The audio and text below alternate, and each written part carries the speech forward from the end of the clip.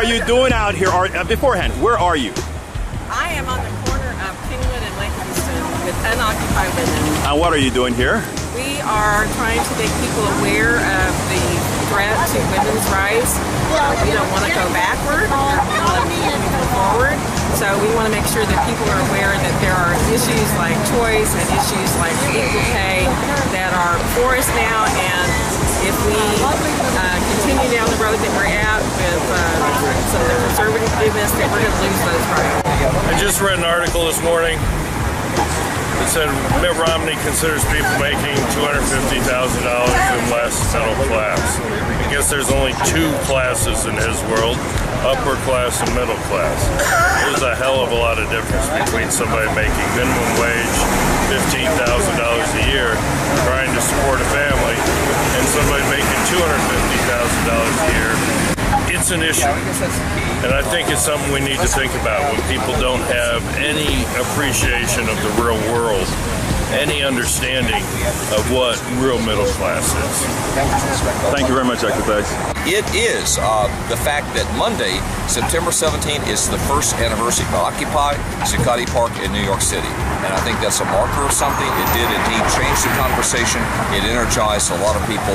It shifted the terms of the debate with income inequality now being a whole lot more central than it would have been before in this campaign, and it's an ongoing concern. Now, I want to say that some of Occupy visibly has gone elsewhere in terms of the encampments and the like. All that's been scattered for months and months now. But right here in Kingwood, we still have it going. And that says something, that the spirit is alive on the local level. And I'm really proud of what we're doing. The weather has changed now. The fall is coming. Our turnouts are bigger than ever. And we mean to finish this year of solid protest very, very strongly. But happy anniversary, Occupy. And we're going to carry on the work well beyond this. Professor, thank you very much. Welcome.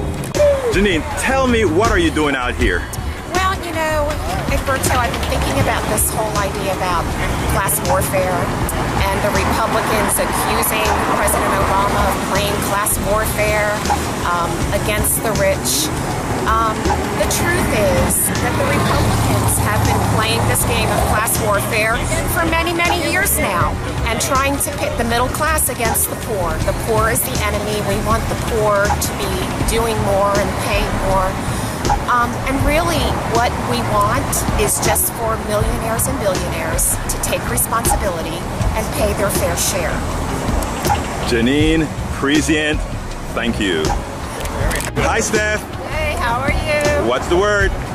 The word today is foreign policy, because we've been talking a lot about domestic policy. What I want to suggest is that in this atmosphere of tension between Muslims and the West, we need a leader who's not going to put his foot in his mouth, a leader who understands what's going on around the world, and a leader who promotes tolerance. We don't need a person like Romney who's going to stand up and suggest that tolerance is a bad thing. You know, in many ways, there are various parts of the world that are a powder keg right now. And all it takes to set off some kind of war is a leader like Romney who's going to open his mouth and insult half the world. It's a very dangerous thing. You know, I mean, we're talking about real consequences for not thinking through what you say. And in Romney's case, for not even knowing what happened and the chronology of what happened. And I'm referring to, of course, you know, the assassinations of diplomats overseas and the anger in various Arab worlds toward the Americans. We need a leader who understands where that anger is coming from, who understands it's coming from history and some of the things that have gone on there. It's really not about, on the surface it may be about religion and culture, but really deep down under that, if you separate the religion and the culture, what you see is some real heavy-handedness on the part of the Americans in the Middle East for a very long time.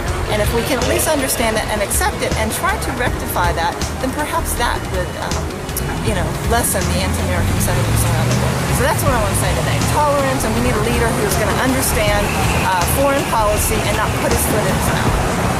Stephanie, excellent. Thank you. Brian, what's the word of the week? The one-year anniversary of Occupy is this following Monday. So I was compelled to come join you guys this weekend because I'm proud of what you've been doing and hope to be more involved as the one-year anniversary approaches and help this movement continue to grow long term. Well, Brian, we're happy to have you and thank you for being a part of the movement. Thank you. Kevin, message of the week. Message of the week is register. If you are eligible to vote, register to vote. Thank you very much, Kevin.